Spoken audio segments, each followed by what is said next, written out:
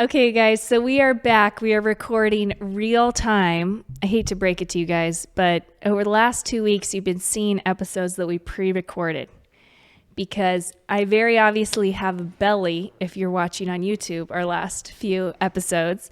And while those were airing, I was actually at home resting up after having our baby, our fifth baby, coming to join us here on Earth. So anyways, this is real time though. This is like the week that we're recording this is the week that you guys are seeing this. So everything is very real time as at the moment. The Now That We're a Family podcast. How are you feeling, Elisha? Well, I feel great. But I think more importantly, the question that everybody's wondering is, how are you so amazing, Katie? How are you so incredible? That's what I'm wondering. Now, how are you feeling? We've had such wonderful support. So as of recording this episode, we're at 2.5 weeks and it has just been amazing with the support from my family, the support from our church family, Elisha's family coming over, or his parents coming over to visit. There have just been blessings upon blessings over the last couple weeks, and I'm just grateful, like incredibly grateful, and incredibly grateful for Elisha because he's been the biggest support through the whole 2.5 weeks and has really just taken, like if someone's going to be tired, it's him. He's getting up early with the kids. He's taking care of everything that needs to be done. And it's really allowed me to rest a lot more this time. I haven't been stressed or anxious or emotional. And I think all of that comes down to the peace I feel that everything's under control with Elisha. So thank you so much for that, Elisha. Oh, well, you're welcome. Thanks for saying that, because I feel like it's kind of going against a little bit of your instincts to stay down, keep resting like you have been. And I feel like you're doing that for us. And so it doesn't, like, it's not your personality to take advantage of just being in bed and being off your feet as much as possible. You have this desire to get up and go. And yet for the sake of your long-term health and the well-being of our family long-term, you're being intentional with your rest. And so I'm really grateful. I feel like we're very united on it this go around on like how we want you to rest. And yeah, kind of being a little slower to get back to stuff than in the past. So like so let's talk about the labor and delivery first, actually. Okay, let's do it. Does that work? Yeah, let's hear it. Okay. So I feel like we have to start at 36 weeks. I'm serious because at 36 weeks, I was having a lot of Braxton Hicks all the time. You know, they say if you have more than 10 in an hour, talk to your medical husband. provider, talk to your husband. Yeah. So I told my midwife, I mean, I was having them every couple minutes, like just, it wasn't like, full blown contraction, but just like a cramp. My stomach was always tight. And then every couple days I was having a full blown, I have to stop what I'm doing and breathe through a contraction. And it was so random because it'd just be one.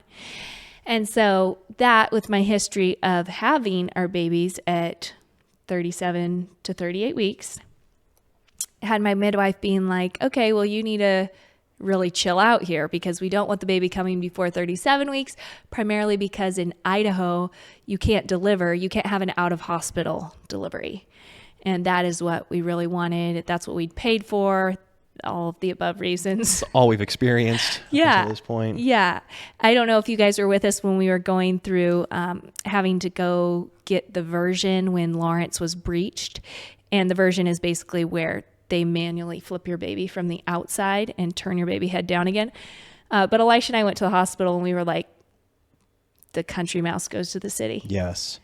Yeah, it felt so unfamiliar being in a hospital, and everybody treated us great. They were amazing, yeah. But we were clearly not in our element there and didn't know the questions to ask. And I didn't know, like, do I put the gown on over my clothes? Do I not? Like, I don't know. I'm just like sitting here, like the whole thing was so uncomfortable. I don't know. It's funny because you grew up not going to the hospital. Never. Hardly ever. And same with me. We grew up unless like you've got a kid that's bleeding or it's like a bad break, like even like collarbones, I think. Well, my brothers, they broke their collarbones a lot. They always went to just like a Urgent care? Urgent care. Yes. And got it reset.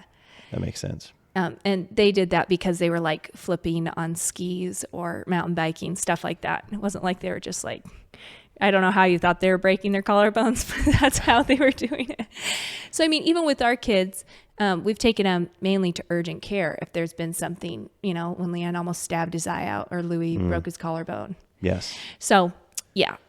Anyways, all that said, going to the hospital sounded like a very stressful situation for me to have a baby in because it was all very foreign and I just like to be in my house. So we did that and just kind of chilled for a week. I stopped working out, all that stuff. And then 37 weeks comes and we're like, okay, it's go time. And the same exact thing just keeps on happening. Nothing progresses, just the same old. Did you kick back into your normal workout regimen and I did. everything? Okay. I kicked back in. So I was like doing my resistance training 3 times a week and fast walking 3 miles. I mean, fast walking. Yeah, that's a joke. But, you know, walking 3 miles slowly 3 times a week. And like nothing stopped, but nothing progressed. And so there were a couple nights where I thought, okay, this is totally labor getting going. I'd go on my walk and I'd be like having a hard time breathing through my walk and my contractions. And I'd come home and stop and everything just stopped. And so that happened for 3 weeks. Yes. And was it the day before 40 weeks that you? No, I was 39 weeks and I think 3 days. No, because Monday would have been. No, Tuesday. Oh, okay. So you're 2 days away from. Oh, you're right. 2 days away from 40 weeks. Okay. You're right. Yeah. So 2 days before 40 weeks, I was like sitting in bed looking up birth stories of people who like went longer than what they thought. Like Elisha and I are just going crazy at this point. Yeah. We're like memorizing the Bradley book, reading it, starting in the last chapter, going backwards. Haven't opened it yet. So then, yeah, we're just like, this isn't going to happen. And I'm looking up all these horror stories of cod liver oil and stuff because I'm trying to talk myself out of doing it. And I found this quote on Instagram, this like meme that said, or it was on YouTube. I don't know. I found this meme and it said, what did it say? Oh, just because you're ready for the baby to come out doesn't mean the baby's ready to come out. And I was like, Elisha, that's so good to know. Like the Lord knows when this child needs to come out. I don't want to do something dumb and it's not ready. Anyway, so we went to bed that night and my water broke at 3:15 in the morning. And I rolled over and I was so stoked. And told Elisha, I was like, hey, you want to have a baby tonight? Which is almost as exciting as like, hey, do you want to make a baby tonight? He was just as excited. Yeah, a different part of my brain activates. Yeah. He like jumped out of bed. He's like, yes. And it was awesome because my water is broke to start my labor, like out of the blue for 4 out of 5 of our births, which is a fantastic way for labor to start because, you know, it's just such a clear sign it's go time. Yeah. You aren't wondering, like, is this the real deal? Are these contractions going to pick up? It's just like, no, this is it. The clock has started. So what happened next? Yeah, so you woke me up at 3:15, said your water broke, and then you went straight to our downstairs bathroom to start cleaning, which is such a classic, like, pregnant lady thing to do. You're like, I got to get the downstairs shower clean before the baby comes. Because they might give me a bath in it afterwards. And I just, you know, you don't want to be embarrassed about your bathroom. And our bathroom, we share a bathroom with our 2 sons that are very small and very hazardous. Yeah. It is not a nice master bathroom situation. No. So like I clean the bathroom and it's gross like later that afternoon. Yeah, exactly. A few hours later. Yeah.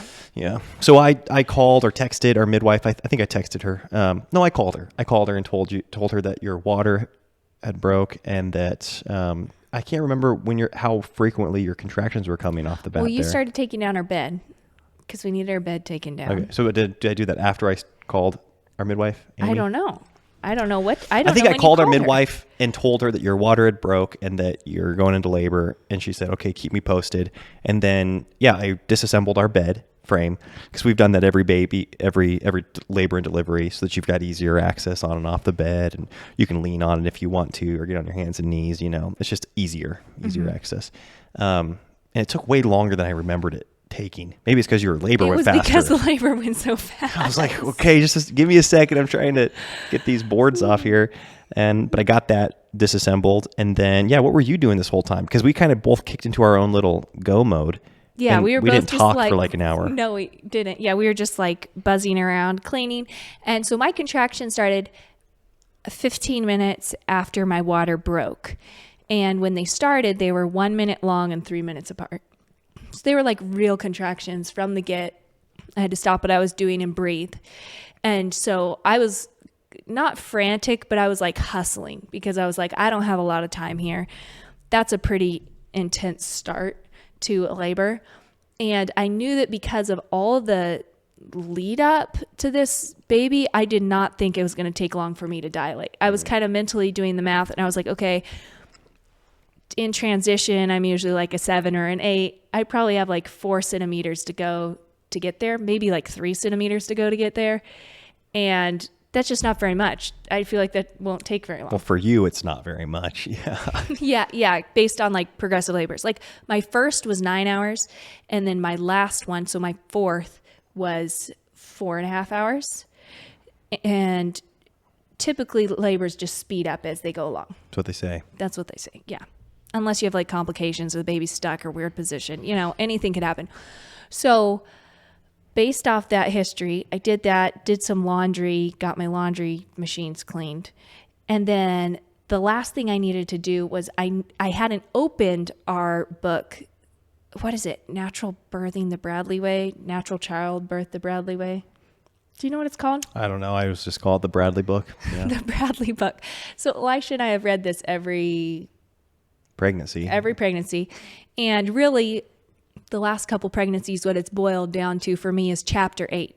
Chapter 8 is the chapter I have to read to be able to visualize what's going on in my body, to be able to ride the wave of the contraction and picture that, and also picture what's happening when those contractions are happening. My cervix is opening, and I need to just like really relax, because if I fight the contraction and I don't like breathe up the wave and down the wave, then my stomach just gets in a knot and my cervix doesn't open. It was a waste of a contraction, and they're very painful.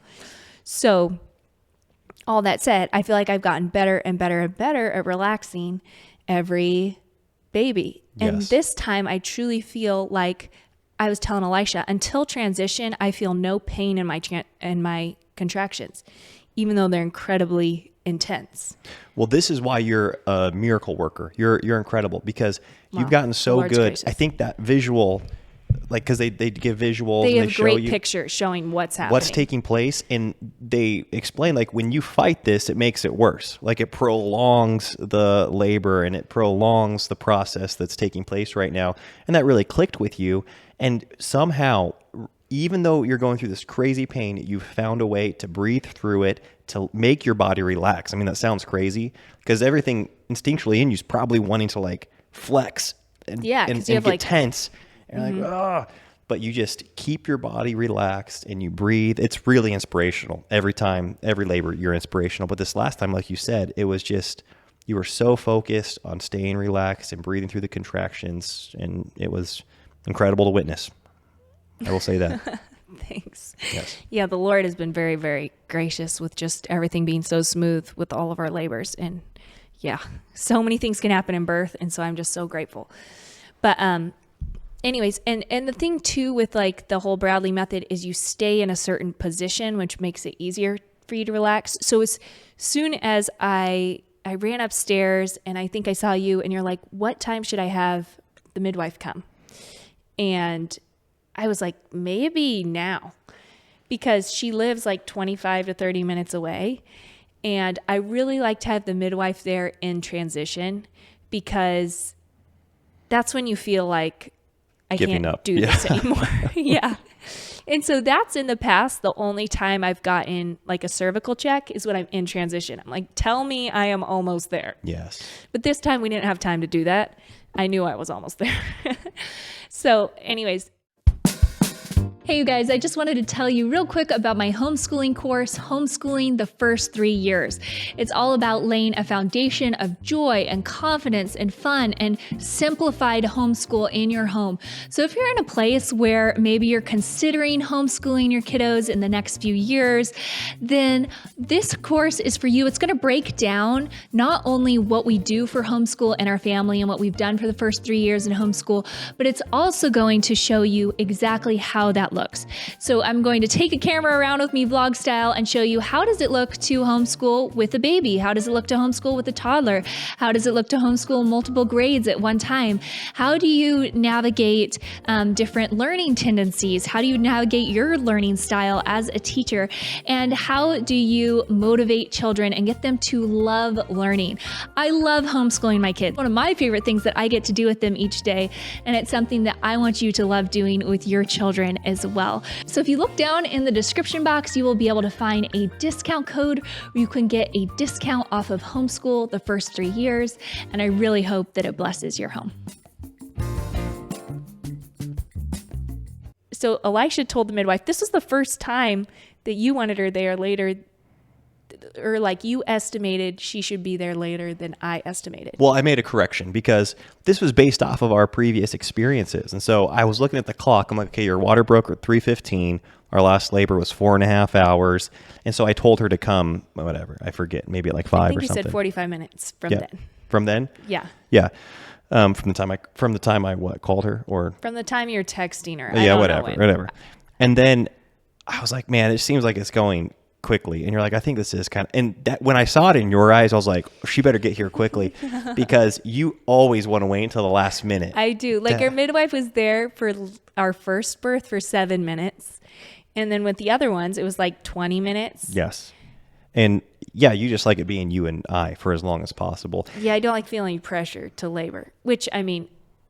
Not that our midwife's. She doesn't make me feel any pressure. No. But I had heard at that point, like especially with our first, of like your first labor going 24 hours or 30 hours or something like that. And so I was like, that's the last thing I want is someone sitting around for hours just waiting for me to, progress. So. Well, but I was getting nervous too because literally, you ready? Yeah. Literally like the last 4 people we've talked to that have had babies. Yeah. That had them at home, they had them before the midwife got there. Yes. And so the husband would deliver the baby.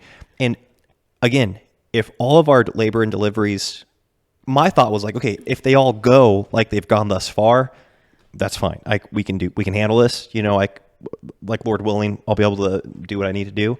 But it's always like the unknown. Like, what if it's different? What if something's off from last time? And that's where I'd really prefer the midwife to be there for that. And so when I saw in your eyes, like maybe a little sooner, I called her. I was like, could you leave now? And fortunately, this was the middle of the night, so there was no traffic. There weren't, she wasn't held up at all. And she got there pretty quickly. Yeah. So the midwife got there, and as soon as she got there, like, I don't know, maybe a couple minutes afterwards, I was like, I'm going to throw up. And Amy, our midwife, told me afterwards, she's like, you were in transition right there. That was you transitioning. And so basically that's when it started getting really painful, and they went about 3 minutes, and then I'd have a minute break, and they were just erratic at this point. So I always time my contractions and watch, because it's really helpful for me to see, okay, it's about 2 minutes. So I'm going up this wave, I'm deep breathing, and it's like, okay, the wave's going to peak at around, I don't know, a minute 45, and then I get to come down the wave, right? Nice. I like that you envision that. So it helps me like pace myself through the contractions, but these are going like 3 minutes, and then I get a short break, and then I'd have a short contraction, then I'd have a really long one. And so that's when it starts getting like, okay, you're in transition, your body's getting ready to push. And I was really concerned about that. I don't know. It was just stressful. I don't know, in the transition part. Well, a lot's happening. It makes sense that you're stressed out. Yeah, I was kind of like, okay, these are getting weird. This is getting, the waves are not so predictable. We're in the choppy sea now, And in hindsight, I should have known at this point that like, oh, this transition, she's getting ready to push. Because every time you've been in transition, then been getting ready to push, you've always wanted to get into a different position. Yeah. But it doesn't seem like it never seems like it makes sense in the moment. Because you just always kind of like, well, I don't know what's going on. You just kind of like start moving getting around. Kind of impatient with people, or like, stressed. Like I can't really talk. Yes, you're like, move the pillow, get the pillow out of the way, and like, and I'm like, okay, and then, but now it's like, oh, I get it. Every time you've been in that mode, it's when you're in transition. Yeah, usually I'm just real quiet, like they're breathing, and then I start getting kind of flustered. Anyways, so Elisha, well, you leave to like go get coffee or go to the bathroom or something. Whoa. Throwing me under the bus here. I'm not throwing you under the bus. You went to go to the bathroom. And right when I went into transition, you told me afterwards that you were thinking you needed to go get some coffee. Well, this was my thought process because, again, I'm going to sound like a total moron here, but no, it's funny. I'll just take you through my thought process. So right when I was all for laboring down there, like I just want to be present. And I say laboring. Yeah, I wasn't the one laboring. I get that. Laboring with me. Yeah.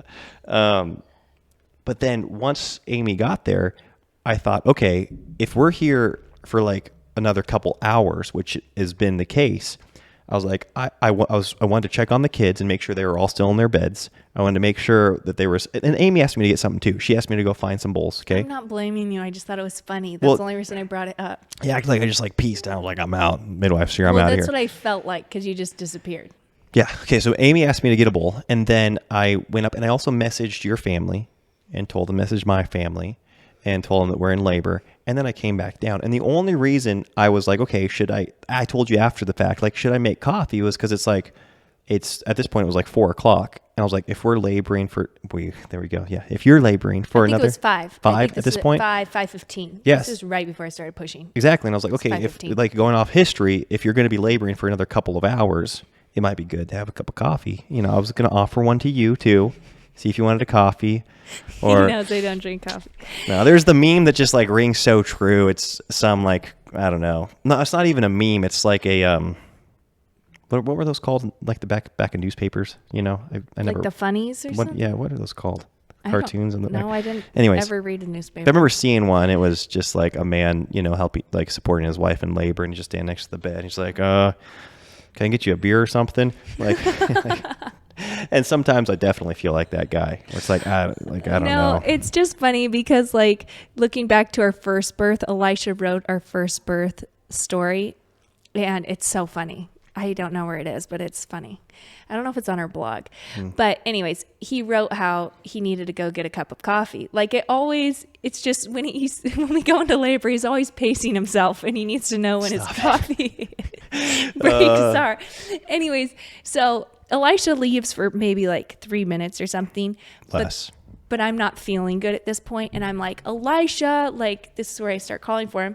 And the midwife's like, do you want us to get Elisha? And I like can't say yes or no. I'm just like, Elisha. And they're like, go get Elisha. So he comes back and the next contraction was like, the first half of it is contracting and then the second half is pushing. And I'm like, I need to get off the bed. Yeah. And so, because I don't like to push on the bed. I like to be off the bed. And so anyways, that was kind of like a half push. And then we had one more. The midwives helped me off the bed. Elisha did really quickly. And then the next push, so this is like the third push, I guess. I feel the head. And I'm like, okay. And we push out the head. And then the contraction doesn't ever really stop. And we just go right on, get the body out. And just the whole baby comes out. Wow. Lionel, not Leon, yeah. Yeah, Lionel comes out. Yeah, Lionel and Leon both mean lion, so I guess I can use their names interchangeably. Wow. No, and so, and then he was born, and that was it. And then this always happens. Anytime I have our babies, the way I deliver, I don't see the baby, because I'm usually kind of like more on my hands and knees. And so they give the baby to Elisha, and every time the midwife's like, do you want to hold your baby? And I'm just like, no, like, just give me a second. Like, I just need to process what happened here. I'm not like, oh, immediately give me my baby. I'm just like, give it to the father back there and I'm just going to cool Give it. me a moment. Yeah. Because it's always like a solid, I don't know how many minutes, but you always end up holding the baby for a while back there. Yeah. I mean, I want to give you your time. I'm like, no rush. Oh, man. Yeah, so it was just like, what a gift. I've never had to push for very long, but that was the shortest that I ever have had to. And it was just all so smooth. And it felt really cool this time for the 5th one to feel like I knew exactly what my body was doing at every stage of the game. And even like with pushing, it's like, okay, I know where the head is. I know the head's out. I know what it's going to feel like to have the body come out. All those things. Where like with the first, once the head came out, I was like, I'm not going to push again. Like that hurt so bad. Wow.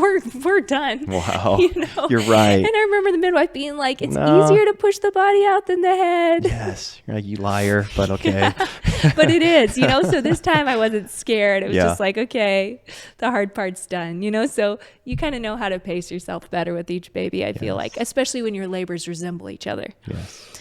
Anyways, so yeah, the Lord is just so good. I mean, so many things can go wrong and do go wrong. And the fact that we've just been able to have 5 healthy labors and deliveries where I'm not having to get transported or the babies aren't having to get transported. Everything's been so textbook.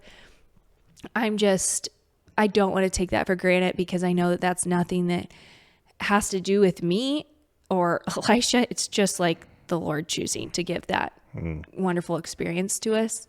And it has made labor such a gift. And so one thing that was really fun was when the baby came out, the midwife goes, "Oh, he's big." And Elisha's like, "Yeah, he's pretty big." And so just hearing him say that made me happy because you guys know, well, you might not, but I did kind of some things that were not textbook. I don't know. Was this a confession? What's going on here? No. With my whole pregnancy, I guess I did some things that excited some criticism in terms of what I was choosing to do. And like when it came to intermittent fasting and like not eating for 16 hours at a time. And then what I was choosing to eat, I didn't snack. I just ate 3 meals. And so that resulted in me feeling quite hungry for hours at a time. But it made me super, super happy that this baby came out and Lionel was 8 pounds and 11 ounces. And so my whole protein theory worked. Nice.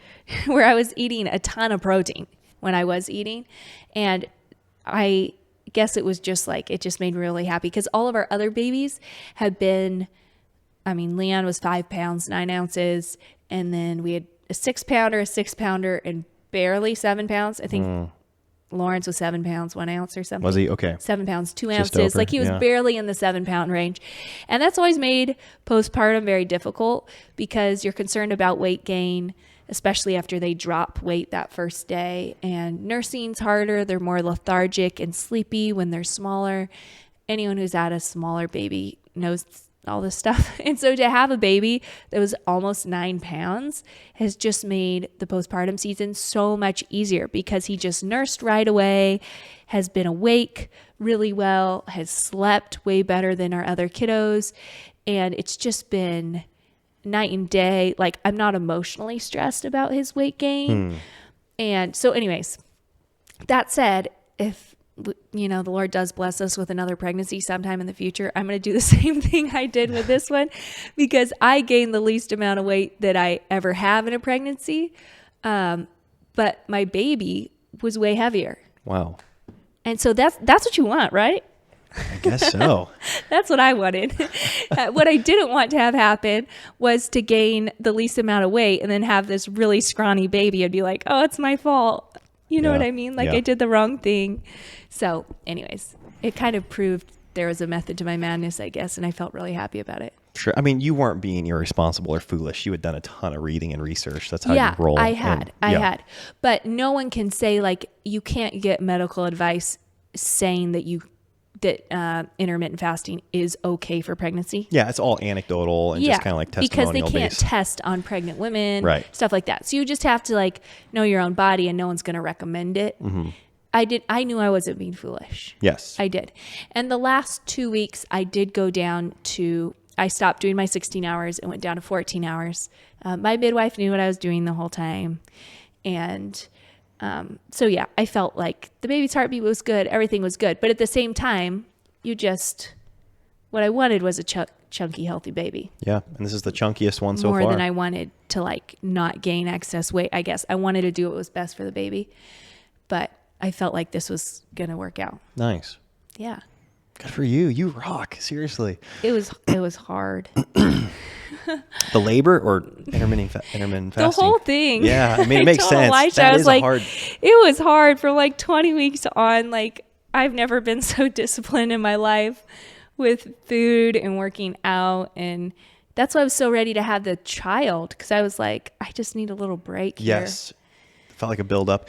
Yeah. That, you're right. Because you have been on, like, I don't know what a good term is, but you've been getting after it ever since 20 weeks. Yeah, very regimented with everything I've done. Like you flipped a switch in your brain, and from your workouts to your diet to just even like what you're reading and thinking about, you really were conscientious of everything, really leading up to the delivery. And that was kind of like the finish line on some level. Yeah. Not that you're going to become a different person, but there was but it has been a reprieve with breastfeeding and being able to be like, oh, the things that I was avoiding prior to this pregnancy are really good for producing milk. And so I feel very indulgent in this season. I do miss working out. I feel like that's like everyone that's been sitting around for 2 weeks. But you have your whole life to work out. So yes, I mean, in the grand scheme of things, I'm just such an advocate of you resting right now. Yes. I don't want you to get short-sighted during this season. No, I don't. Wow, man, good for you, Katie. You rock. And I will say, this baby was by far the most fun to celebrate.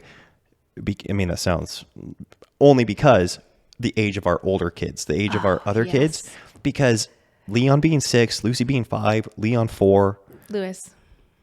Or sorry, 4. What did I say? I tell you what, this 5th L name is really throwing us for a loop. Yes. All of a sudden, we can't call any of our kids the right name. I know, but I'm still standing by the L name, and here's why.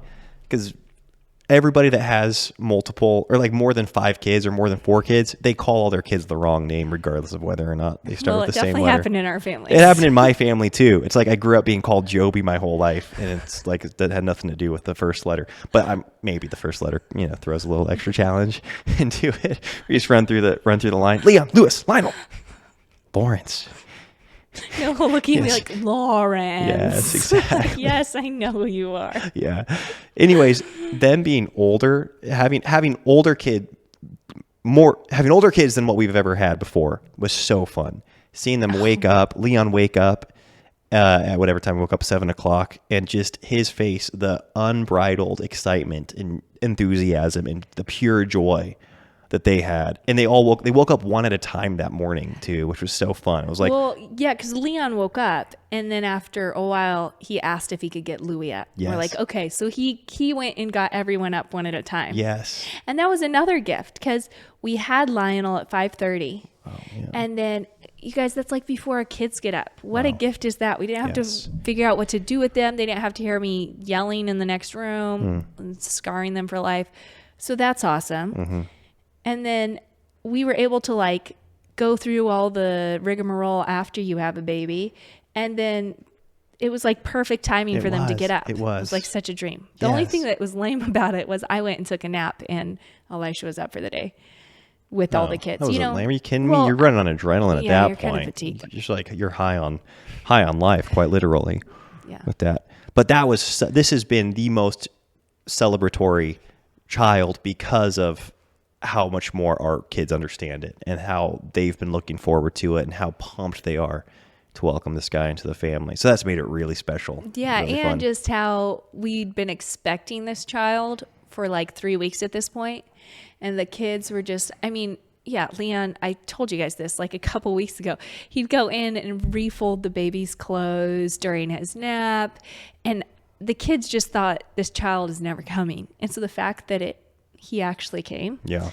Just blew their minds and was so, so fun. And it was so sweet too, especially that first week postpartum. Lawrence, our 2-year-old, he's 2.5, and this is the biggest gap we've had. So it's the oldest baby getting replaced, right? Yep.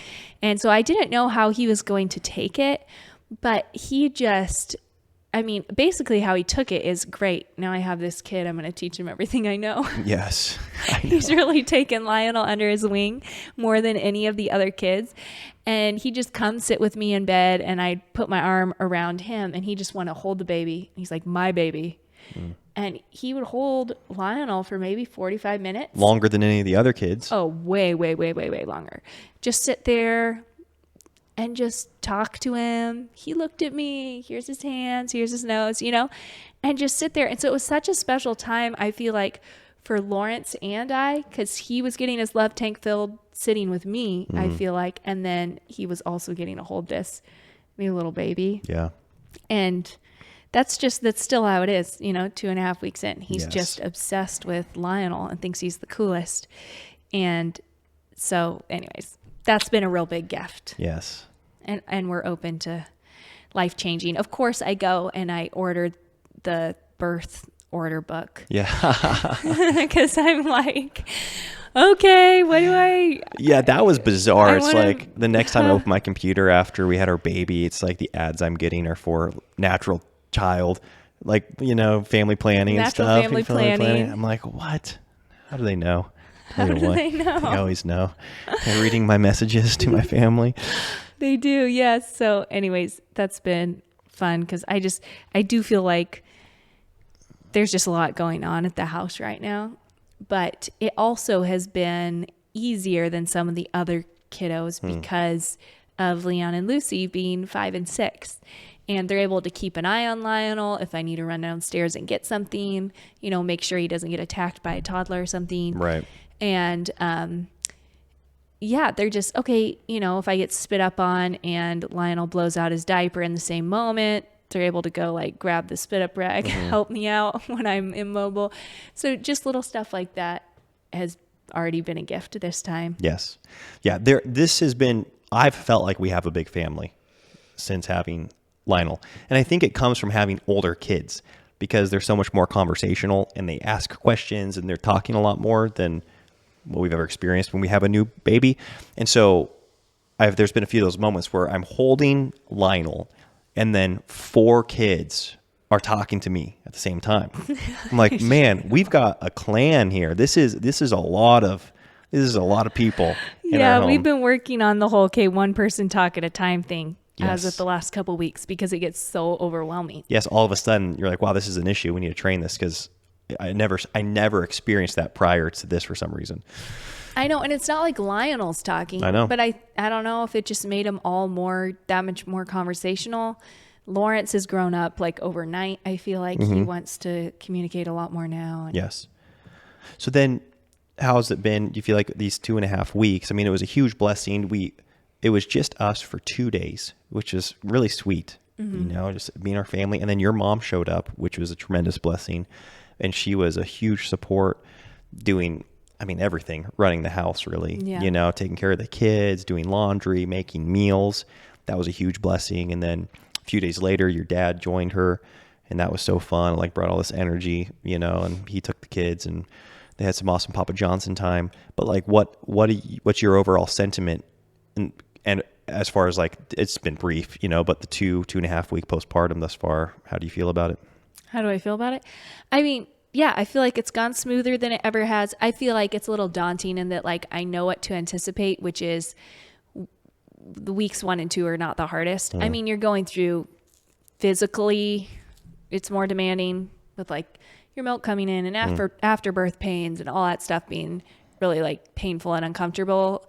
But then after that, it's like, it's just a marathon. Like it's an endurance game. It's just like, you got to do one more night. You got to do one more night, you know, and nothing can speed up that process. Yes. And so the baby sleeping through the night, the final healing, all that is just kind of like a day at a time.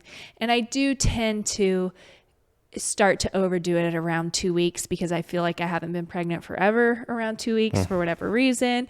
And then it bites me when it comes to my healing and my fatigue and emotional state and all that stuff. So I feel like we're kind of there right now where the past couple days I overdid. And then, we talked about this where it's like, okay, we need to back it up, slow down.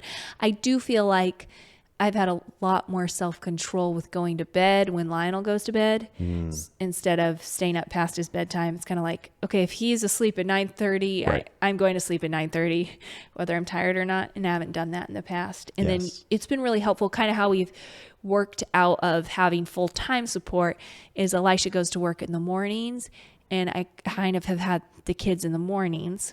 And that's like when I'm the most fresh. I'm naturally a morning person. And then you've come home and I've been able to nap. Yeah. And then we've kind of been a family in the afternoons, evenings. Yeah. And so that has been like a slow transition, which is nice to me being like all hands on with the kids. So that's been a gift too. Yes. I've liked that transition. Good. Yeah, I think we need to keep that going because like you said, this is historically when everything in you is telling you got to kick back into yeah, I feel like life should be routine normal and I wonder why it's not, Right.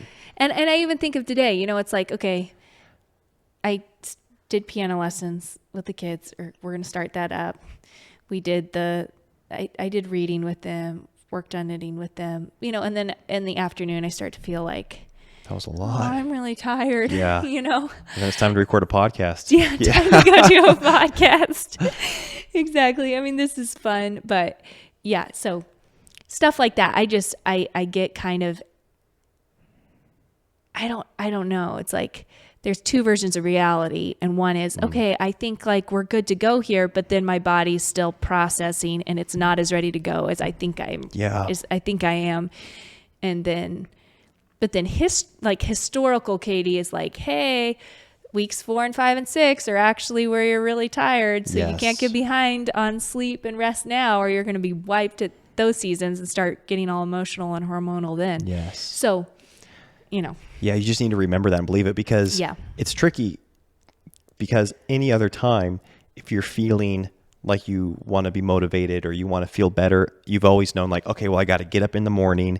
I got to be productive. I want to have my time with the Lord, do my workouts. And all of your go-to things are only they're going to prolong the way you're feeling. And so it's counter to how you would typically act throughout any other time in the year. Yeah. So something that has been fun, we got a chess board. Yep. And we've been playing chess as a family. Yep. So that's been really fun. Yes, it has been. Like a chill activity. It is. I say that, but I think it's pretty stressful, especially since we introduced the timer. Yeah, that makes it far more. Well, when Elisha and I play, we do it with the timer. And then when we play with the kids, we don't do the timer. Yes. Yeah, but anyways. So yeah, it's been going good, guys. I hope you enjoyed that update. We're just praising the Lord, thanking Him for the incredible support and the incredible gift of just a smooth labor and delivery. Yeah, I do want to say too, one last thing, one last thank you. Yes. Our midwife, Amy, was incredible the entire time. Your mom and, your dad were so supportive. All the family support's been great. We'll I did put find all out these too. people in the credits. No. I want to say, I found out, that Thrive box we got? Who was that? That was my sister Annie. So that was sweet. Oh, that was so sweet. You guys, that is such an awesome postpartum gift. It was. To send someone who's far away. I want to do this. So our sister-in-law sent a Thrive Market box with like spaghetti and noodles and, like the healthy version of Otter Pops. Yeah. Healthier version of Otter Pops. And some fun snacks. Yeah, some fun snacks. Yeah. And I was like, that's a great idea. Because sometimes when you aren't local, it's hard to know how to support someone far away. So anyways, that was great. so sweet of her. Then finally, our church and our small group has been so supportive in doing the whole meal train thing, but doing it in a really thoughtful way. Yes. Where it's like, okay, what works best for you guys? Do you guys want 1 meal a week, 2 meals a week, starting at what point? And they've been so thoughtful, starting at 2 weeks after the baby. Yes. They're giving us, the people have signed up to bring us 3 meals a week, which is amazing. Yeah. And they've been delicious meals. And so yeah, everyone at our home group cooks so well. yeah, We're so blessed it's that way. true. Yeah. It's really My great. only concern is that Elisha's going to like something that someone made better than I made it. I'm going to get all jealous. That's impossible. But that did happen after our first baby. And so it's a funny joke. Well, yeah, it did. And also I was super hormonal after our first baby. And so I was like really emotional. This gal, Kayla, she brought lasagna. And Elisha was like, this is such good lasagna. And he's never really loved the lasagna I've made. And I was like an emotional wreck about it. So anyways, you have to be, careful around your wife after she's had a baby. Yeah, I mean, we can joke about that now, 7 years later. Yeah. It's finally funny. Also, I did ask her what she did. She used ground turkey instead of ground beef. I still have... I think I maybe made one lasagna since then. Yeah, lasagna is tricky. I think there is with lasagna, you have to let it set for a little bit when it comes out of the oven because it's so runny. If you don't, it just kind of turns into this soup. And I'm always in a rush when I take mine out. That might be part of it. Yeah. Anyways. We're still discussing how to make my lasagna better. But anyways, we'll talk to you guys next week. Thank you all. Bye-bye. Bye.